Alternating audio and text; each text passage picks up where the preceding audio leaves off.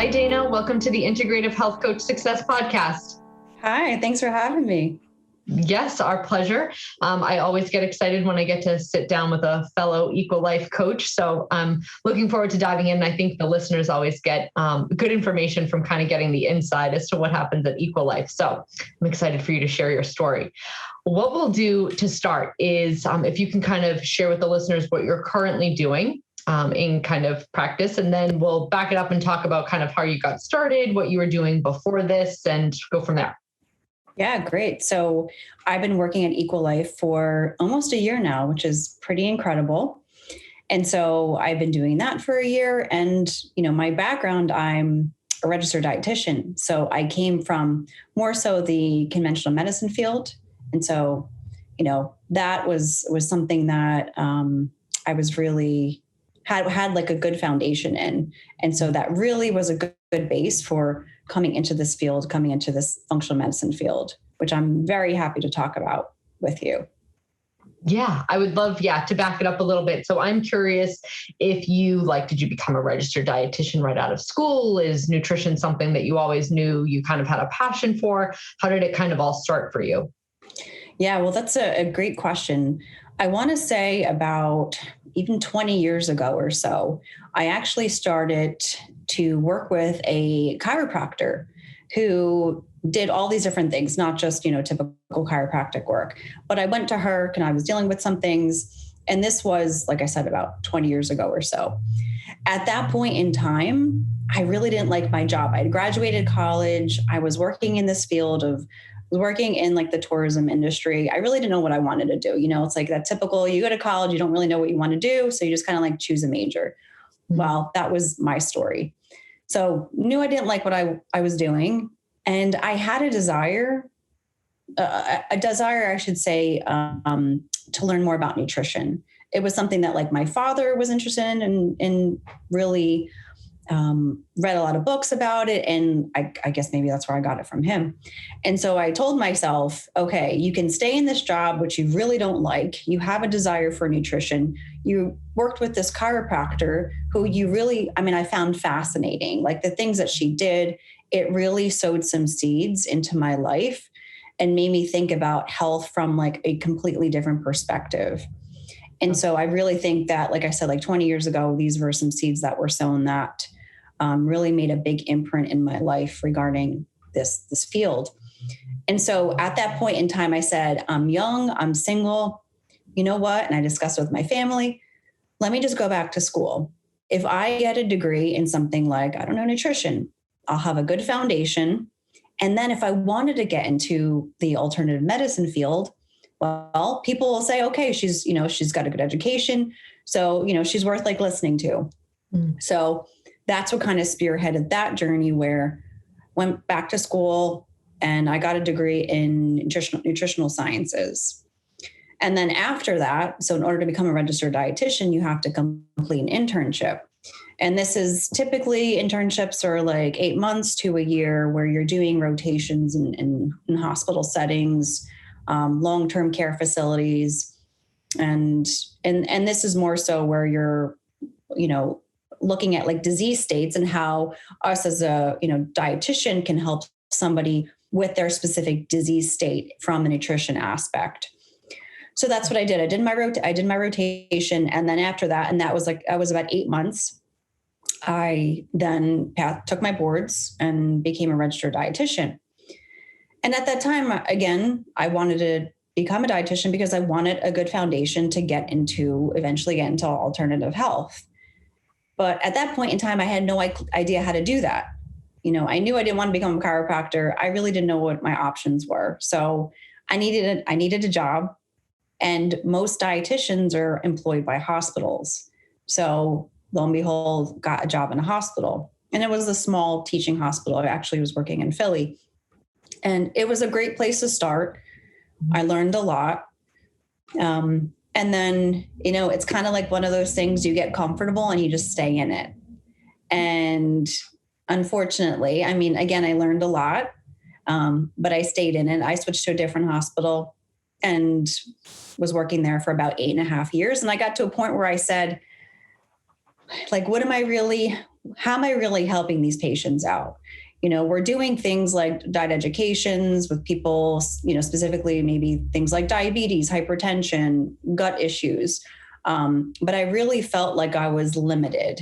I didn't have a heart for what I was doing. I didn't really feel like I was helping patients to the best of my ability. So that's where, I decided to make a big change, and I quit my job and did something totally different. I went overseas. I volunteered something completely different. And then I came back to the States. And again, you have these decisions to make, like, okay, I need money, I need a job, but I don't want to go back to working in a hospital. Like, I know that's not my calling. And like for some people, that is their calling. But for me, I knew. And at this point in time, this is where I really started to develop some health issues. So I mentioned 20 years ago, like working with a chiropractor, I had some health issues here and there, not significant, but 20 years or so later, really started to deal with a lot of health issues, and conventional medicine wasn't helping me. It was antibiotic after antibiotic. And so I thought, okay, I really need to help myself, and I want to help other people at the same time. And that's when the whole IHP program came along. And so that's when that was about 2019 or so. And that I enrolled there. And, I reached out to people who I knew had gone through it. And so, I made sure that I had all my, I had all the information that I needed to feel like this was a good option for me. Right.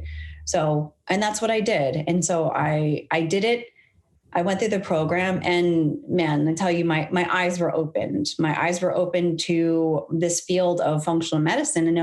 And like I said, I kind of like dabbled in it here and there for my own health, but not to the degree of where we're looking at, so many aspects of our health, from hormones to toxicities to supplements to, you name it. For me, coming from this field of just nutrition to then coming into this field where we're talking about all these different things, aspects of health. Talk about a holistic approach. This was exactly what I wanted. And so it was just like, I was so happy to stumble across it. And that's how it all started. And so as I was going through the program, still was working on my own health and getting that, and improving that. So, and I do feel as though, a lot of us in this field, we get into this field because we have our own health issues, and we're not getting answers from, our whomever, conventional medicine or whatnot. And that's how we get into this field. And, I think for me that I like to think that I have more empathy towards people who've kind of gone down that route of not getting answers and struggling. And so, so this is how I wound up here. Yeah, I think it is such a common story. It's a story I've heard over and over again. And I think you make a great point, because you can take all of the information that you learned with your own health struggle, right? And kind of, okay, well, I learned that it might be this and it might be that. And the information is helpful to kind of make you think, well, I would love to pass this on. But it's really the empathy piece. It's the part that makes you go, there's probably so many more people out there who are experiencing what I am and getting the same limited answers that I got. And this is something that I kind of want to be able to do for others. And then when you are working with clients, you're able to relate. And when the client knows you're able to relate, you're not just like this talking person who's telling them what to do and how to do it and can't actually understand the position that they're in, because you can. And it's really a way that the relationship kind of gets bonded differently, and you're able to take it, to a place where, quite frankly, if they didn't feel like they could relate to you and you couldn't relate to them, I think that the progress is limited in a sense. So yeah, it is such a common story, and it's, I think, common for a really good reason. And I think it's what makes us all, wonderful coaches. So yeah, go ahead. Yeah. And I was just going to say that, I would think that, for a person dealing with, whatever, they're struggling with their health, they're more apt to listen to somebody who's gone through it, right? Because that they've had a successful story, right? And so, and I think for me that I think walking the walk is more effective than just like talking the talk, right? So we can tell people all these great things, make these great recommendations, but, having gone through it and, it could just be something simple like, well, I'm recommending this product to you, and not just because so-and-so recommends it, but because I have it myself, or I've tried it and I know it's helpful. So there's that piece of that where, okay, there's like it's effective, there's a sincerity there, a genuine, transparency there. And yeah, I think relationships are really established and grounded on these types of principles where, you're just being real with people. Like, hey, I've tried this, I've gone through that. This worked for me. Maybe this is something that you should try as well. So yeah. Yes. Yeah, absolutely. And it's all about the trust, between, and again, when you feel like someone understands where you're at, you're much more apt to trust them. When you're more apt to trust them, then you can kind of be of service and help somebody that much more if they're willing to trust you. So yeah, it's this total cycle that I think is what makes, it effective. I'm curious if you can give us a little bit of an overview. So started off as an RD, and it sounds like a lot of the stuff that you learned as an RD was helpful foundationally. You knew that you wanted to kind of take it further. But what are the main differences kind of between being a registered dietitian and kind of being an IHP or doing the health coaching that you're doing now? It sounds like the RD stuff is more nutrition based, but I'll let you go through it because I'm not an RD, and so I can't speak to it specifically. So you tell me kind of the main differences between the two. Yeah. So as a registered dietitian, how we're trained is that we're trained to use nutrition as a tool to effectively help somebody with a specific diagnosis. Mm-hmm. So, we know what nutrition needs to be utilized for somebody that has, say, like hypertension or diabetes. So, that's kind of how we're trained based on like a disease state. So based on a diagnosis, right? So, when we're going through our rotations and in our internship, we have rotations such as ICU, cardiac, even like renal, kidney issues, oncology, cancer. So we're kind of taught based on a disease state how to alter or adjust our recommendations nutrition wise. You might have somebody who has a certain disease state where they're a little bit more catabolic. So you need to make sure that you're going up on their calorie needs or protein needs. Somebody who has, maybe kidney issues, maybe you're going to make sure that you're not giving them so much fluid. So really it's nutrition that's tailored based on a disease state. So very different from, the health coach field that we're in now, because essentially, the nutrition aspect is just one aspect. And with us, we're looking at root cause levels, instead of looking at a specific disease state, we're looking at root cause. And so, like I said, nutrition is just one component of it, and it's not just kind of calories in, calories out. It's sort of like what we're taught, and like pushing nutrients like protein and things like that. From this health coaching side, we're really looking at the quality of the nutrition, which I think is so important. And unfortunately it's missed in the other field that I was in, because, it's so important that we're eating clean, that we're looking at the quality of things and not just looking at, okay, how many grams of protein does something contain? How much fat, how many calories? That we're looking at those components, because we know as health coaches that those things affect us so much, whether there's like pesticides and GMOs and things like that. So, there's a big differentiation between, being a registered dietitian. And I do take, of course, I utilize my background in my current position from that. And, even from the medicine area, like I learned about tons of meds. So, not to say that, there was a lot of value in that.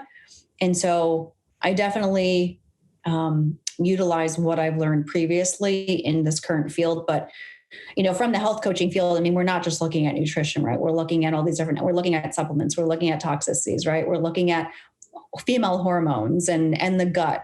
And so I would say for me, when I got in this field as a health coach, the learning curve was really steep. Like it was really steep for me because, again, I only have this one component of, like Dr. Cabral talks about, this de-stress protocol, right? Where diet is only really one aspect. So for me, it was like having to really change how I thought about health, in that, someone, may have a difficulty losing weight, and it's not necessarily related to their calorie intake. It could be related to inflammation, right? It could be related to food sensitivities. So you realize the complexity of health when you get into this field. And I should say that, speaking, specifically for me, that's what I realized, that the body's amazing, but there's so much complexity to it. It's not just, nutrition. It's so much more. So, of course. Yeah, you made such good differentiations. And I think that, understanding that like the nutrition, you're speaking to like that disease state, right? And we do so much of that, like prevention and like looking at trends of like where might you be going, in a specific case, as to like, okay, you might end up with specific kidney-based issues if these types of imbalances stay or whatnot, rather than trying to fix like the disease in that moment. And so and I think it's, so important that you noted, the complexity of it, right? Because yes, nutrition is important when someone's in a disease state, but why, it's pretty hard to reverse a diseased state with just like, macro type of adjustment. Sometimes it can help. But if you're not identifying the root cause, that patient maybe sometimes keeps spinning their wheels. But I also think if we were to highlight like what great stuff you brought from your RD, training to, like, I know when we're in meetings with, talking about specific clients, because we have clients that come to us who are on lots of medications, and you're able to kind of understand like, oh, that's this medication and that's, this one. So there's a benefit to kind of having that medical history too, right? Because we don't just get people that want functional help. Sometimes we have clients that are on boatloads of medications that we kind of have to meet them where they're at. And that's kind of like a unique piece that you bring to our team. So it kind of all meshes together, right? Yeah. And I really do. I find the value in having, been in that conventional medicine field for so long that, at points in time I said, man, I wish I wasn't in there for so long. I wish I would have pulled out sooner. I wish I wouldn't have stuck it out, but I did. And there's still value to that. And I can see the value in it when, like you mentioned, we do, bring clients to the table, and, I can say, oh yeah, I know what that procedure was. I know what those meds are. It's just easier for me to recall these things. I don't have to look them up, which saves me time and energy and things like that. So, and also, I think that the clients may actually like that, because I do have an idea of, what they're on or what procedure they went through.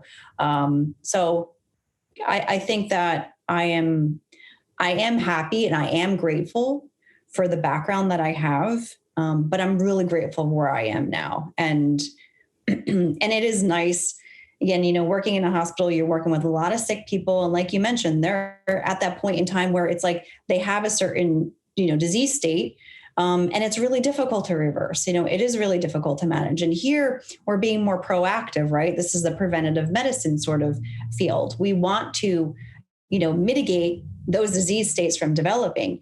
But, working with people who are, they're in the hospital, they're sick, they're in pain. It's like really hard to like make a difference when you're just feeling crummy, right? But in this field where you have people who, they really want the help, they're open to it. They're coming to us because they really want the help. And I think that that's a nice side to it too, because, you're getting people who want to see you. They want to speak with you. I mean, I have interesting stories of being in the hospital and, going to many patients' rooms, and I was the last person that they wanted to see. They didn't want education, and, they just wanted their nurse to give them some pain meds, So it's just it's refreshing to be in this field as well from that aspect of it, because yes, you have people coming to you because they genuinely are seeking help. And, that's what we're for.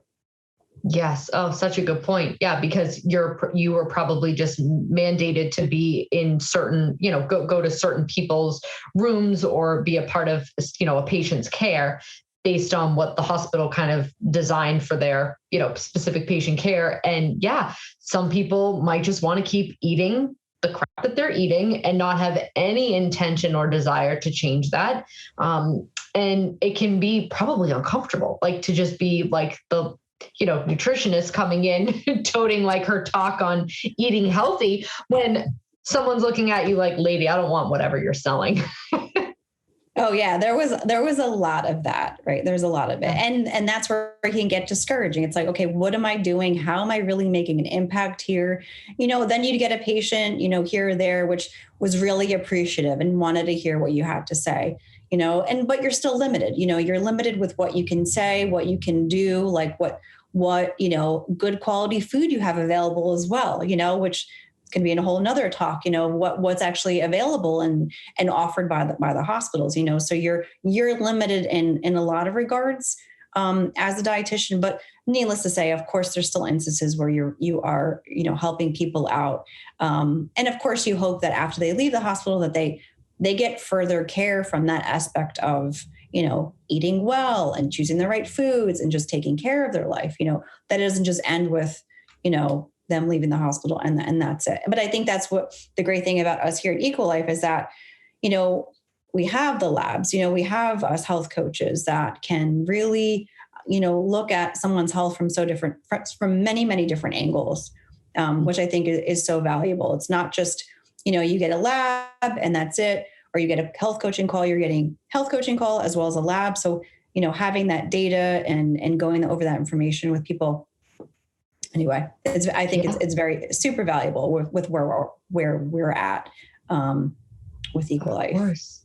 Yeah. And if we kind of talk about bridging the gaps in like the other direction, I don't know about you, but I so oftentimes meet with like parents. It can be like elderly 70, 80-year-olds of the parents of like IHPs. So the kids, the 30-year-olds, 40-year-olds know about this alternative care, but the parents are taking lots of medications and they're looking to kind of support their health. And so like you can kind of bridge that gap of not everybody that comes to us is like holistic health, like functional medicine labs, like I believe in it 100%.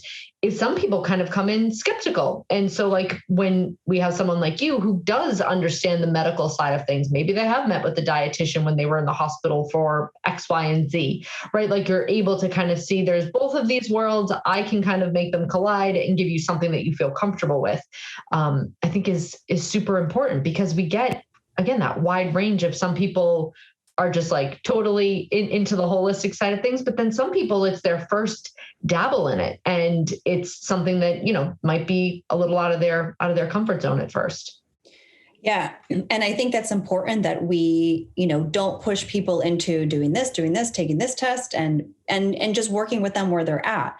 And as much as, you want to say, you shouldn't do that. And that's really not helping you. You can't, you have to meet people where they're at. Right. I mean, if somebody were to approach me many, many years ago and say, you should, and I actually remember somebody many years ago saying you should come off dairy, gluten, blah, blah, blah. And I was like, what are you crazy?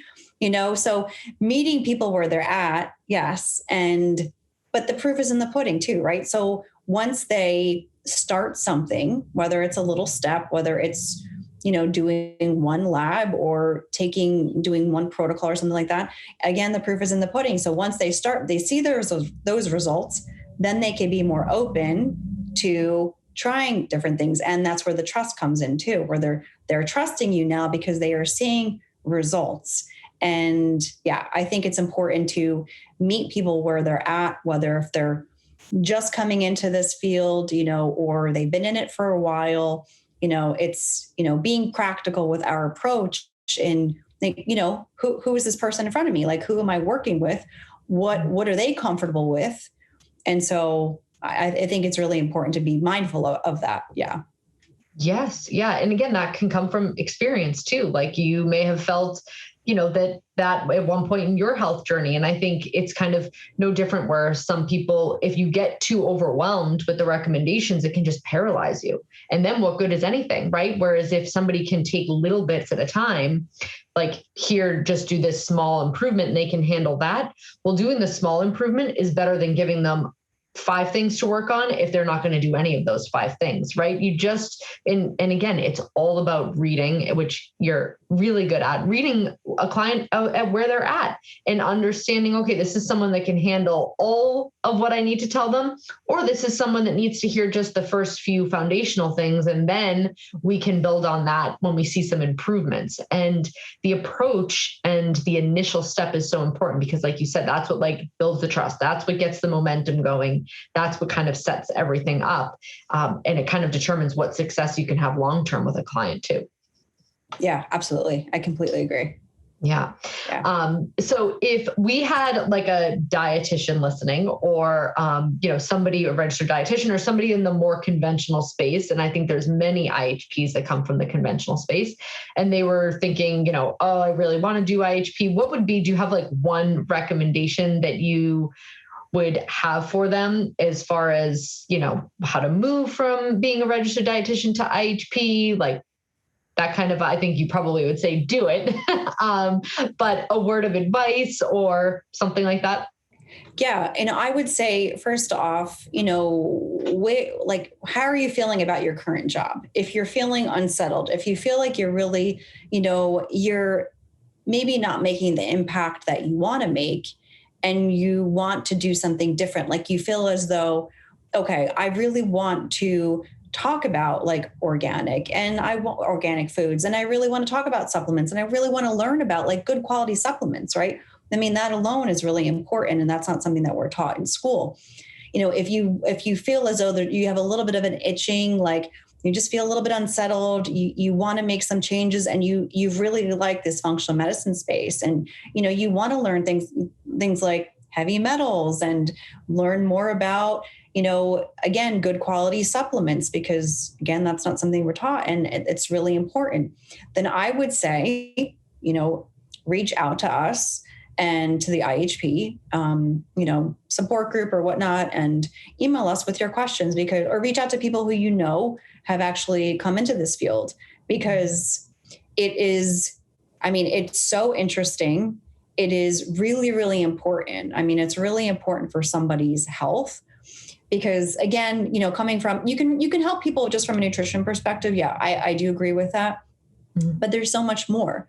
And so if you feel like a little bit unsettled, there's more to this, I'm interested in learning more, I would just say, just start asking questions, start reaching out to people who have gone through the program, or even who are just sort of in the functional medicine world, just to kind of get their input, because, it may be something, again, life is short, right? You want to do what you're passionate about, not, do something just because it's comfortable, right? Or you're just getting a paycheck or you're getting vacation. So I would say, again, just start doing a little bit of research, because, and I could, can't guarantee it, but you'll learn a lot, you'll learn a whole lot. And even if you don't want to do, I don't know, like have your own business, you want to work for a functional medicine company or something like that, there's so many options, right? Just like we're being a dietitian, there's a lot of options in that field. There's a lot, coming into this field as an IHP. And so, and what you've learned as a dietitian, it will be utilized. It's not going to go to waste. It will be utilized. So you could just kind of bring it over, and then, your knowledge base will be expanded more so than it was before. So that would be my advice. Yeah. And I always important to like the IHP, you can just use it for yourself and your family and the people that you love too. It doesn't have to be, that you then make a career out of it. If you did stay being a registered dietitian, then you just, it also translates to your own life, which I think is so powerful. So I have one more question for you, which, a book or a podcast or an Instagram account, do you have any like favorite authors, favorite books, Instagram accounts? It doesn't have to be related to being a registered dietitian or even like an IHP or any of that stuff, just like where you like to learn from or what you like to listen to. And again, it could be a podcast, a book, Instagram account. Yeah, so there's so many. With podcast, I really like Amy Myers. She's like a detox podcast. I really like Jolene Brighton now. I've been like reading her books about female hormones. On Instagram, there's a lot of functional medicine people that I follow. I just need to think of their names right now. Like there's Dr. Joe, he's a chiropractor, Dr. Vivian Lee, a chiropractor, MD, I believe as well. So I would say there's a lot that I gleaned from, but I think now, and I go through phases where I'm like really focused on somebody who's like talking about detox and somebody who's talking about female hormones, or somebody's talking about like heavy metals or something like that. But I really like Amy Myers. Her podcast, of course, I listen to Dr. Cabral. Dr. G, I listen to. He's got a great podcast. So yeah, those are the ones I can think of right now. Yes. Yeah. There's so many out there. And I feel like even with Instagram, people are like, oh, what books do you read? So much of my learning happens on social media too, where like you just get snippets of these. And even Dr. Cabral does it, right? Like when he does his little videos or does like an Instagram post, or you can learn so much just from like your trusted sources in little easy to digest snippets rather than like sitting down to have to read a whole book. So there's so many ways to kind of be, we're always continuing education, and even our conversations in our meetings, right? It's like, oh, I, listened to this and heard that. And, what do you guys think? It's such we're always learning, which is the other reason why I love this field. Is like, there's not really a boring day or like stagnant, feeling of like, okay, this is it, right? Just when you think like we got it all, there's like another thing to learn. And that's another why I think this field is so fascinating. Yeah, I have to say that's huge. And it's huge for me because where I came from, I got to a point where it was just like redundancy. I kind of felt like very robotic, where I was just, okay, going through the motions, and it was dry. Not to say that all RDs are like this. This was just my specific, personal experience. Coming into this field, coming into this job, like you said, you're always learning. Like you never get to a point where you're at the end of your road as far as learning goes. And it's always interesting. Every person's different. There's no cookie cutter type of like, it's so interesting. And there's no boring day, like I said, because I think for me, having a boring job would be horrible. And it was horrible. It was, obviously not ideal. So I do agree with you in that there's so much to learn, and it can be overwhelming, especially, talking about like somebody who's a registered dietitian thinking about this. It can be overwhelming in the beginning. Like when you get into this field, and let's say you go through our program or somebody else's, there's a lot to learn. It's a lot of information. So I would just say, take deep breaths here or there, take good notes, and just have good notes to go back to, because again, it's a lot of information, and you're going to constantly be going back to your notes and just going back. Depending on, I go back to my IHP notes a lot. And so that's what I would just say for somebody who's kind of like maybe coming into this field, even if they're not a registered dietitian. It's a wealth of information, which is so important and valuable. But it can be a little bit overwhelming, and there might be a little bit of a steep learning curve, but just, give yourself some grace and just keep moving forward. So, yes. Yeah. Great advice. Do you have a social media account where people can follow you, or like another website? I know you're probably busy working for EquiLife, but any places where you pop up on social media? I am on Instagram. I have a private account, and I don't post that much, but it's D Sisbarro and then _RD. So I am on Instagram. If anybody's interested in, follow me. Great. Thank you so much for being a guest on the Integrative Health Coach Success Podcast. It was so fun getting to chat with you and learning even more about your story. I already knew a little bit, but I learned even more today. And I think our listeners got tons of valuable information. So thank you for being here. Oh yeah. Thank you so much, Julie. And I appreciate this conversation. So thank you so much. Yes, my pleasure. We'll be in touch soon. Thanks, Dana. Okay. Thank you. Bye-bye.